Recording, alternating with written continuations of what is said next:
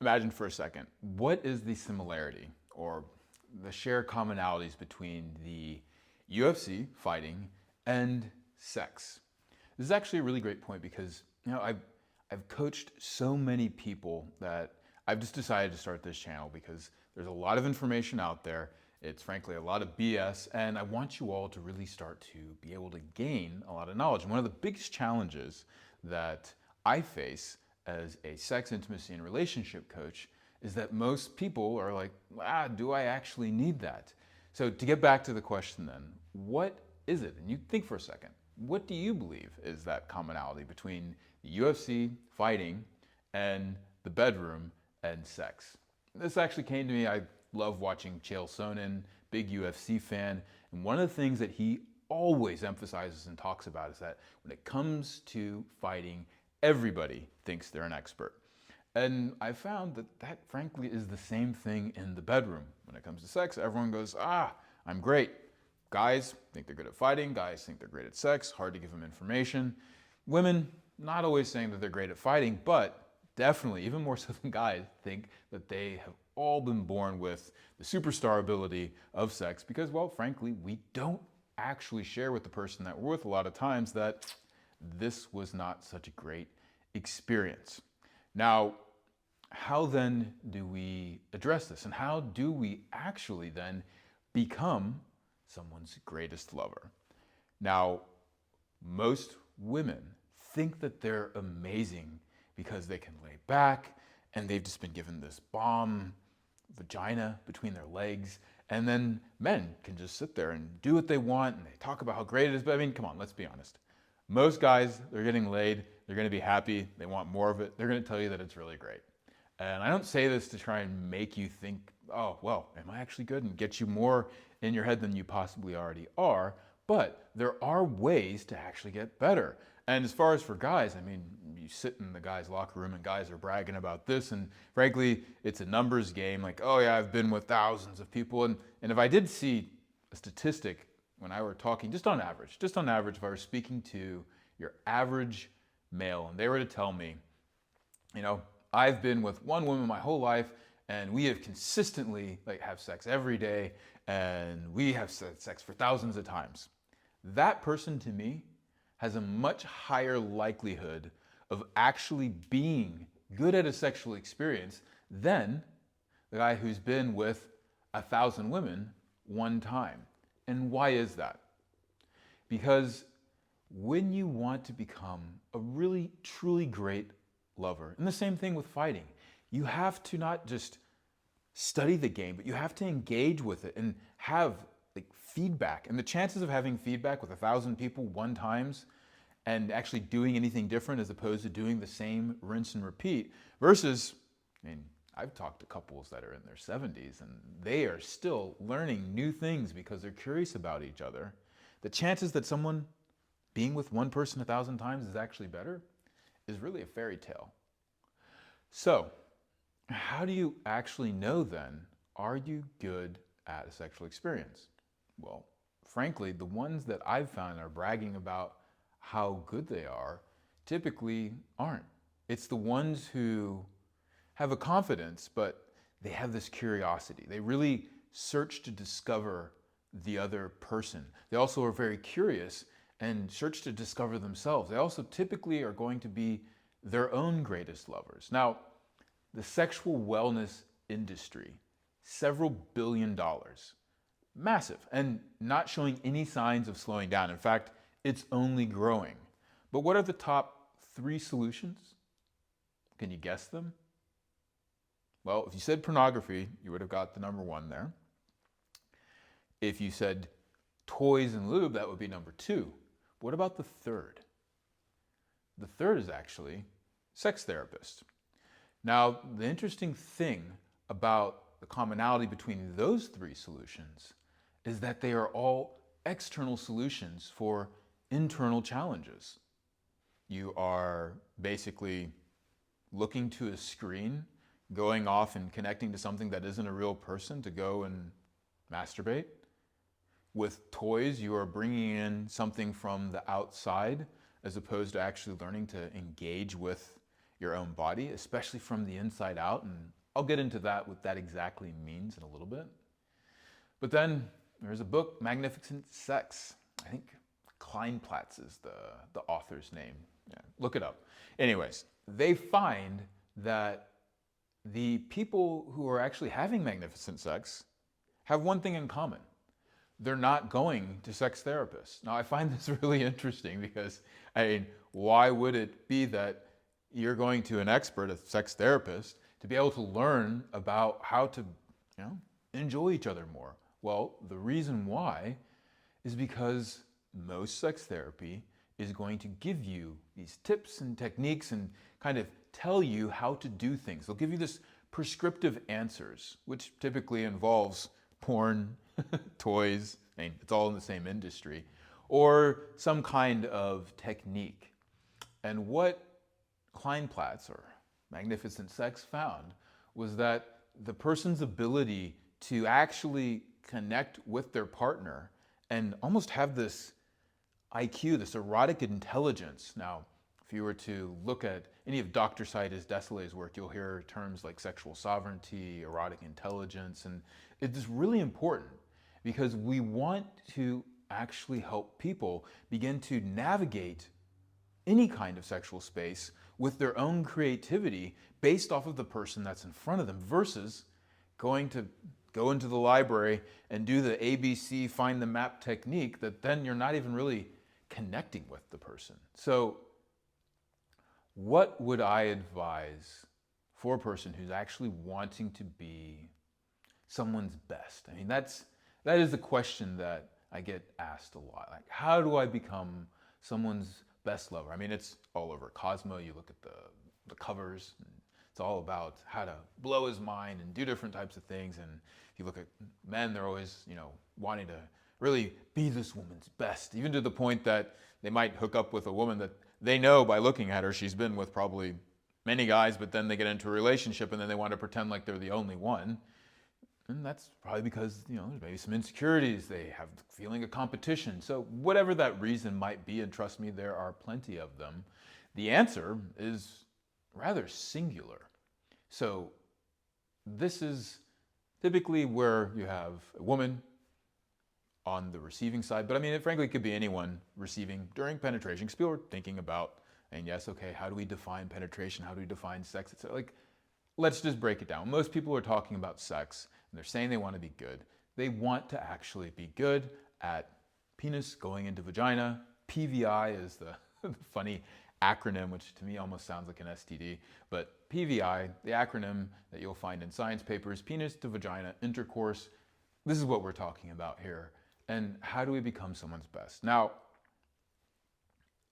the scenario that you're just born with this amusing body, you look great as a woman, and therefore what you have is amazing, and every guy is going to tell you it is because, well, as we said earlier, they just want to have more times with you, is that you actually aren't just going to lay there, that you're not just passive.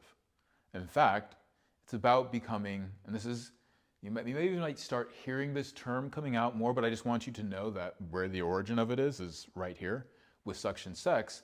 We need to start to conceptualize of sex differently, meaning that it is not just a one-directional action, but it is bidirectional.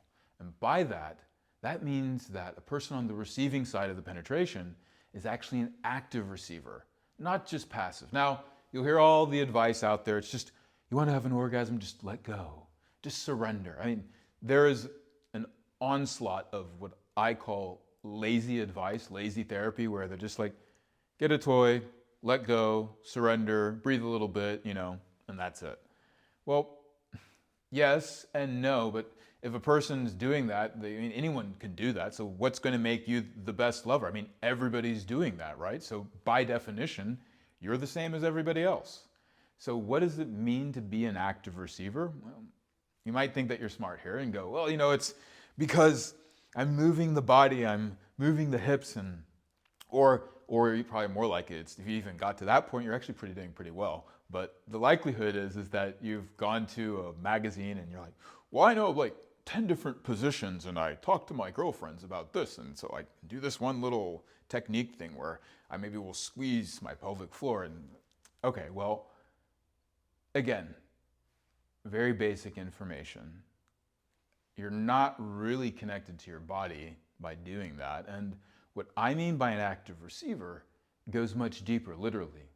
It is learning to know how to work your pelvic floor, how to coordinate that with your hips, the way to actually use your breath and your voice and your touch and your eye contact as a system of pleasure that involves your whole body, as well as then, navigating your erotic mind. But let's not go there for now. We'll save that for another piece. We're going to keep this rather simple. So as an active receiver, if in the very least you know how to work your orifices, and I say that generally because, well, being a receiver doesn't always mean that you're a woman, but the ability to open and close and actually bring something into your body like a mouth, the same way you would food as opposed to just having it jammed in. If you know how to do that, now we're starting to talk about, okay, now you're moving to a different level. You're starting to do some things that are going to move you immediately into a higher category of best lover. And frankly, as a guy, most guys think that they're the best because I'm a dom, I'm domineering. And I was actually talking to Dr. Saida, and a colleague of mine, and one of the things I thought just cracks me up, she will say, do you know why, Aaron, most men's are doms? Like, she's talking about her dating experience. She's like, it's because they don't want feedback. And I think that's just such a hilarious answer and so true, because most guys, they actually just want to go, no, I have a strong game plan.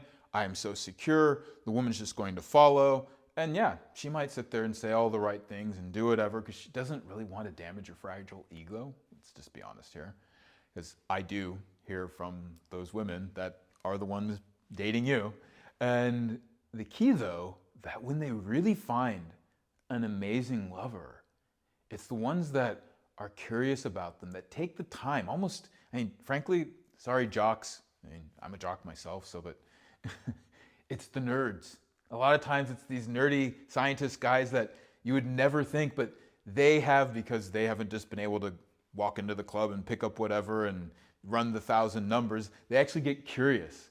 They have taken the time to be with the person and really adapt and understand and be able to figure out all the intricacies and start to memorize and almost like piece by piece scientifically start to figure out what it is that really turns this person on as they test new things. And they're willing to do that. They have the confidence to do that. They actually will ask the women that they're with the things that they like, and more importantly, they test them and then can see the response that's there. And so as opposed to being this inattentive giver, you become an adaptive giver. So the next time you go into a sexual experience, take the time to really feel your body, see how you can start to explore and bring your pleasure online by moving your body, trusting and finding what feels good, communicating it, not just with your words of, no, I don't like that, and not just even, yes, I do want this, but allow your voice to express it, and not in a performative way, but one where the voice itself is actually stimulating you. There is a vibration that happens when those deep, almost animal-like sounds come online. That's very different than what you see in pornography with these high-pitched noises where people are typically in their head and performing. So you have, as an active receiver, this ability to remain deeply connected to yourself, deeply find your pleasure, and share that pleasure with your partner.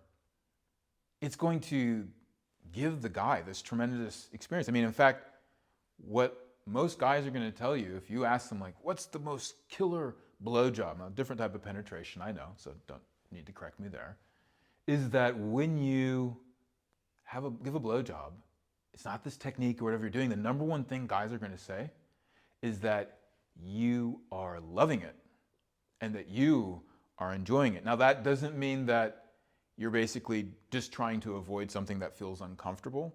This means that you are like really getting in there. You are full body into it. And one of the keys to doing that is actually, again, learning to activate your pelvic floor. And we're not just talking about squeezing. That pelvic floor goes in both directions.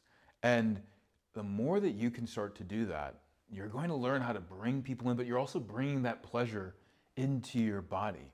Now, for you guys out there, most guys, they think that, no, I have the direct plan, I'm going to do this, and I have to really like last long enough, so I'm not going to express anything, I'm just going to be super serious. Well, the fact is that a lot of the partners that you're with are kind of wondering, do you like it? Are you enjoying this? So actually move, actually bring your voice online, allow yourself to be more expressive. By the way, that's going to help you last a lot longer, especially more than the 5 to 7 minutes, which is the average length for the guy. Average woman, 13.4 minutes, I think is the statistic I saw. A little bit exact, but that's the number. Maybe it was 14.4, something like that. But there's a huge gap there. And most therapists are going to tell you that, well, that gap can't be solved with penetration. You just need to do oral sex. You have to do turn taking. That's a load of bollocks. They, frankly, probably aren't really having much sex themselves. Just let's be honest. I mean, I know plenty of sex therapists, and in fact, a lot of them come to me for coaching.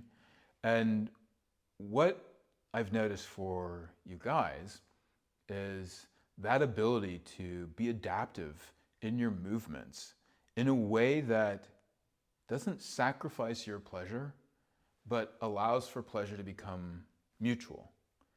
And part of that is actually expressing yourself, allowing yourself to enjoy yourself. And that doesn't mean just to go hard and fast and pound, but to actually read the person's body. And we'll get into this more in other videos, but the thing about guys just learning techniques is that a lot of times, and I've seen this so many times, like, well, I did this technique and this says that's how it is in the magazine, therefore it can't be me.